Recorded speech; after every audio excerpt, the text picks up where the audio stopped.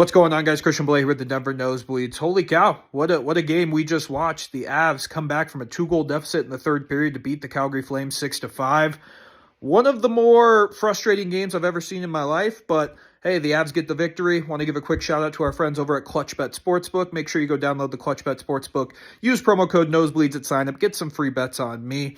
Let's get into this game recap. Like I said, this game was wild. It was one of the most entertaining games I've seen all year, but it got started off. Nazem Kadri scores against his former team. Shout out Nazem Kadri. That I will always love Nazem Kadri. Shit, I'm wearing his jersey right now. So shout out to Nazem Kadri. He gets the goal for the Flames. I believe it was his 250th of his career, so good for Naz. Yeah, good for Naz. That's all else I can say about that. But the Avs responded, and the man, the myth, the legend, Thomas Tatar, finally scored a goal. I gotta say it right. Thomas Tatar finally scored a goal for the Avs. Ties the game at 1. His first goal all year. He's been working for it all week, all these past couple games. He's looked really good, and he finally gets one in the back of the net. Hopefully that's just the start of something special for Tatar to go for the rest of the season. That was the end of the first period. Like I said, first period was fine. 1-1, you thought maybe we were going to have a normal hockey game. Second period, all hell broke loose. All hell broke loose in the second period. The Avs get a power play goal. Their first power play goal in forever on a rocket by Cale Makar to give the Avs a 2-1 lead. And then the Flames responded. A beautiful pass by Nazem Kadri sets up a goal, ties at 2. And then the Flames would score again. I believe Zari had that beautiful deflection play to beat Georgiev, who Georgiev wasn't great tonight, let's be honest. He kind of stunk. That's why he got pulled to start the third.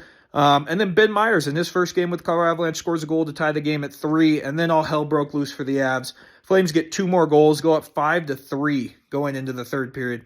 That second period was so damn frustrating because the Avs are better than that, and they just keep finding ways to beat themselves. This game shouldn't have been close. I thought the Avs were the better team by a mile tonight, but they had to rally because they kept making mistakes, and they couldn't get a save. So you go into the third period. Ivan Prosvetov comes into the net. He was phenomenal. Shout out to Ivan Prosvetov. He made all the big saves, kept the Avs in the game. And the Avs all of a sudden just started getting it going a little bit. Ross Colton finally gets a bounce to go his way. Beats Vladar to make it 5-4. Mikko Rantanen, shortly after, finally gets a goal. We've been asking for Mikko Rantanen to score a goal. He finally gets a goal. Ties the game at 5. And then one of the more beautiful passing plays I've seen all year. Makar to Rantanen to Nichushkin to McKinnon for a breakaway to give the Avs a 6-5 lead, and they would eventually win the game 6-5. Prosvetov made some huge saves in that final minute.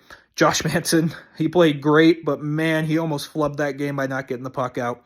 But man, that third period was awesome, and that gets to the whole point of what I'm trying to say with the Avs, and I'm sure this is what Griffin and I will talk about in the Tell Avs This podcast tomorrow.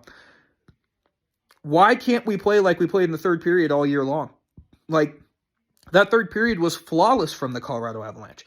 It was one of the better periods they've played in a really damn long time. So why can't we do that all the time? And that's the frustrating part with this team because the talent's there.